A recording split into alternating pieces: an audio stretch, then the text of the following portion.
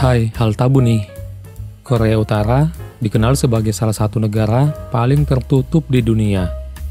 Selain memiliki aturan dan regulasi yang ketat, negara ini juga memiliki banyak larangan yang unik dan gila yang mungkin sulit dipercaya oleh banyak orang di dunia, terutama di Indonesia. Berikut ini adalah 21 larangan yang unik dan gila di Korea Utara yang hal tabu nih rangkum dari sumber yang linknya kami simpan di deskripsi. Yang pertama, di Korea Utara dilarang melakukan panggilan telepon internasional. Meskipun layanan telepon tersedia bagi sekitar 3 juta orang, namun warga tidak diizinkan melakukan panggilan ke luar negeri. Jika seseorang ketahuan melanggar aturan ini, maka dia bisa dihukum mati seperti contoh pada tahun 2007. Yang kedua, di Korea Utara, restoran McDonald dan minuman Coca-Cola dilarang. Selain karena alasan anti budaya barat, jajanan lokal juga sangat populer di Korea Utara. Asal tahu aja, hanya ada 2 negara di dunia yang tidak menjual Coca-Cola pada saat video ini dibuat, yaitu Kuba dan Korea Utara. Karena keduanya tidak menjalin hubungan dagang dengan Amerika Serikat. Yang ketiga, warga Korea Utara dilarang melipat koran. Meskipun surat kabar dijual, namun warga tidak diizinkan melipatnya. Hal ini disebabkan oleh adanya gambar pemimpin yang terpajang di seluruh halaman koran, sehingga melipatnya dianggap tidak sopan.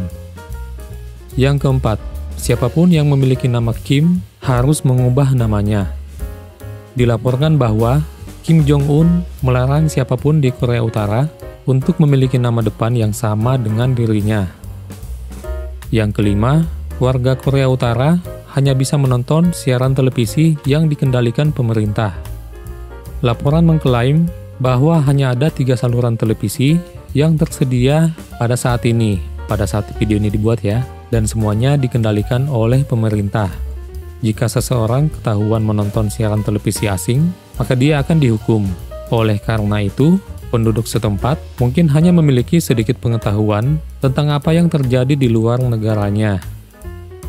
Yang keenam, warga Korea Utara tidak memiliki kebebasan untuk memilih tempat tinggal. Pemerintah telah menentukan di mana setiap orang harus tinggal berdasarkan kelas sosial. Bahkan, seseorang hanya bisa pindah ke ibu kota Pyongyang jika mendapat izin dari pemerintah. Yang ketujuh, tidak ada kebebasan dalam gaya rambut di Korea Utara. Meskipun tidak benar bahwa semua pria harus memakai gaya rambut yang sama dengan Kim Jong-un, namun ada ketentuan khusus mengenai gaya rambut yang diizinkan di Korea Utara. Pada tahun 2013, Kim Jong-un menyediakan 18 pilihan gaya rambut untuk wanita dan 10 pilihan untuk pria. Yang kedelapan, tidak ada kebebasan dalam memilih pekerjaan di Korea Utara. Dalam hal ini, pemerintah Korea Utara yang menentukan pekerjaan bagi setiap warga negaranya berdasarkan kebutuhan negara. Yang kesembilan, turis dilarang kemana-mana tanpa diikuti oleh pemandu dan petugas. Wisatawan harus mengikuti aturan khusus ini. Selain aturan harus diikuti oleh pemandu atau petugas pendamping, wisatawan juga harus meminta izin sebelum mengambil foto. Selain itu, wisatawan tidak diizinkan untuk mengunjungi toko-toko tertentu. Yang ke-10, olahraga basket sangat populer di Korea Utara, namun memiliki aturan tersendiri. Pemerintah Korea Utara telah mengubah aturan permainan bola basket yang umum dilaksanakan, seperti slam dunk bernilai 3 poin dan tembakan 2 poin dalam 3 menit terakhir bernilai 3 poin. Jika pemain melewatkan 3 tembakan, 1 poin akan dikurangi. Yang ke-11, dilarang memakai jeans atau bertindik di Korea Utara. Pada tahun 2016, Kim Jong-un memperkenalkan aturan ini untuk menghilangkan pengaruh budaya barat. Yang ke-12, dilarang untuk golput atau tidak menggunakan hak suara dalam pemilihan umum di Korea Utara. Setiap orang yang berusia 17 tahun ke atas memiliki hak untuk memberikan suara dalam pemilihan umum di Korea Utara, meskipun hanya ada 1 nama yang tertera pada kertas suara. warga masih harus mengambil kertas suara dan memasukkannya ke dalam kotak suara. Yang ke-13, dilarang tidur saat rapat. Di Indonesia, seringkali kita melihat orang yang tertidur saat rapat. Namun di Korea Utara, hal ini dianggap sebagai pelanggaran serius. Pada tahun 2015, Menteri Pertahanan Korea Utara dieksekusi secara terbuka dengan senjata anti pesawat karena tertidur dalam sebuah acara yang dihadiri oleh Kim Jong-un. Oleh karena itu, larangan ini sangat diperlukan di Korea Utara. Yang ke-14, dilarang senyum dan menenggak miras pada 8 Juli.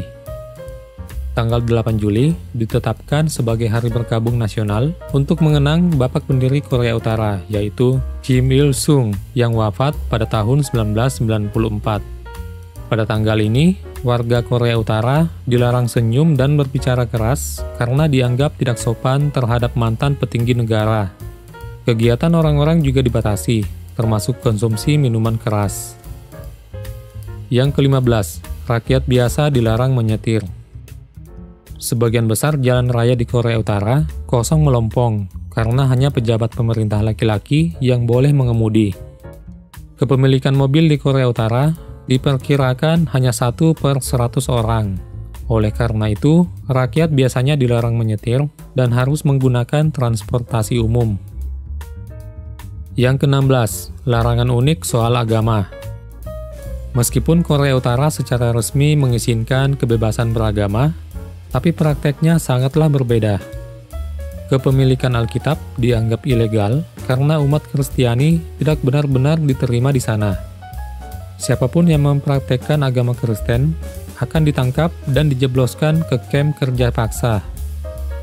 Ideologi resmi bangsa Korea Utara adalah Juche atau Jutse yang berakar dari Marxisme dan nasionalisme Korea. Yang ke-17, dilarang meninggalkan Korea Utara tanpa izin. Siapapun yang ingin meninggalkan Korea Utara harus mendapatkan izin dari pemerintah. Apabila ingin melarikan diri, harus berpikir 100 kali, karena area perbatasan dijaga ketat oleh militer dan dipenuhi ranjau, sehingga hampir mustahil untuk melarikan diri. Orang-orang yang mencoba melarikan diri ke Cina dianggap sebagai imigran gelap dan segera dideportasi. Kontrol perbatasan yang ketat membuat warga Korea Utara sulit untuk meninggalkan negara itu, dan siapapun yang tertangkap dapat dikirim ke kamp kerja paksa atau bahkan dieksekusi. Yang ke-18, larangan terkait akses internet di Korea Utara.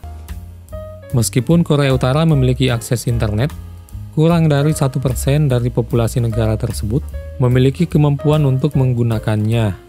Hanya para pemimpin politik, mahasiswa dari universitas elit, dan sedikit orang lain yang memiliki akses internet.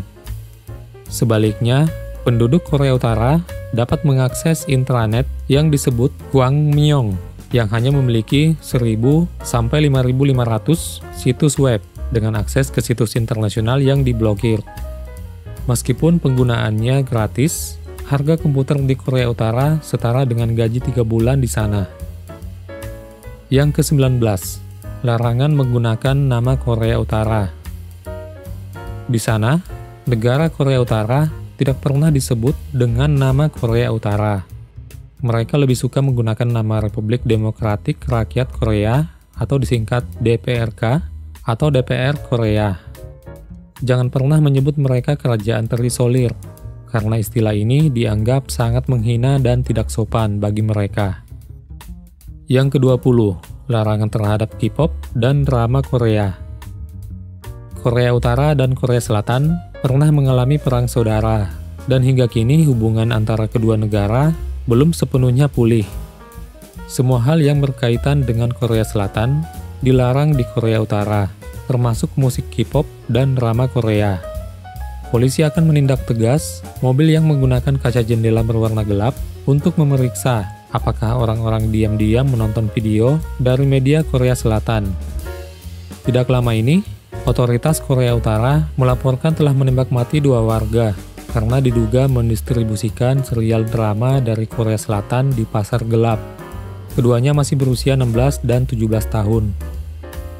Yang ke-21, larangan unik untuk turis yang masuk ke Korea Utara.